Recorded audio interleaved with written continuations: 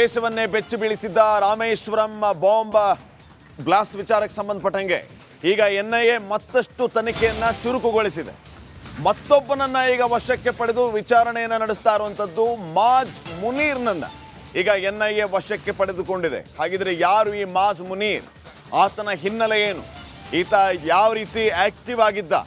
ಈ ಎಲ್ಲ ವಿಚಾರಗಳ ಬಗ್ಗೆ ಮಾಹಿತಿ ಕಲೆ ಹಾಕುವಂತಹ ಕೆಲಸ ಆಗ್ತಾ ಇದೆ. ಎನ್ಐಎ ಅಧಿಕಾರಿಗಳು ತನಿಖೆಯನ್ನು ಮತ್ತಷ್ಟು ಚುರುಕುಗೊಳಿಸ್ತಾ ಇದ್ದಾರೆ. ರಿಪಬ್ಲಿಕ್ ಕನ್ನಡದಲ್ಲಿ ಕಂಪ್ಲೀಟ್ ಡೀಟೇಲ್ಸ್ ಅನ್ನ ಕೊಡ್ತಾ ಇದ್ದೀವಿ.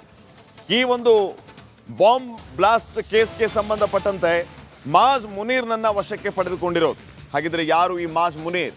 ನೋಡ್ತಾ ಹೋಗೋಣ. ಮೂಲತಃ ತೀರ್ಥಹಳ್ಳಿಯ ನಿವಾಸಿಯೇ ಈ ಮಾಜ್ ಮುನೀರ್.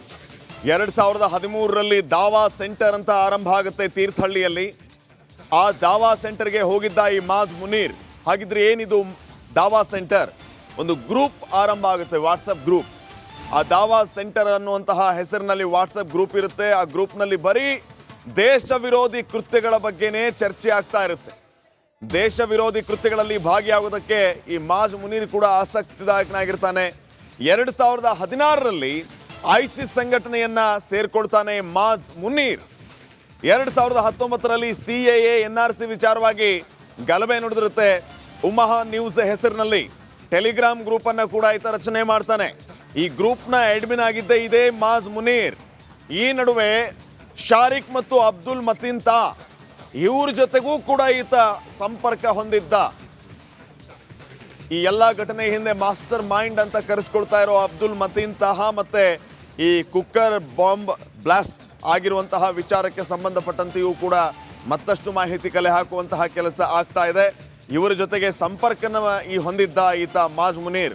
ಸೊ ಈ ಮಾಜ್ ಮುನೀರ್ನನ್ನ NIA ಅಧಿಕಾರಿಗಳು ವಶಕ್ಕೆ ಪಡೆದುಕೊಂಡು ವಿಚಾರಣೆಯನ್ನು ನಡೆಸ್ತಾ ಇದ್ದಾರೆ ಅನ್ನೋ ಅಪ್ಡೇಟ್ ಈಗ ಲಭ್ಯ ಆಗ್ತಾ ಇದೆ.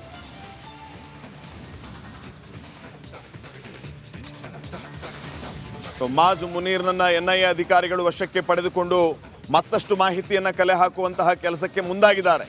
ಮೂಲತಃ ತೀರ್ಥಹಳ್ಳಿ ನಿವಾಸಿ ಮಾಜ್ ಮುನೀರ್. ಇನ್ನೊಂದು ಗಮನಿಸಬೇಕಾಗಿರುವಂತಹ ವಿಚಾರ ಏನಂತಂದ್ರೆ 2016ರಲ್ಲಿ ಈ ಮಾಜ್ ಮುನೀರ್ ಐಸಿಸ್ ಸಂಘಟನೆಯನ್ನ ಸೇರ್ಕೊಂಡಿರ್ತಾನೆ.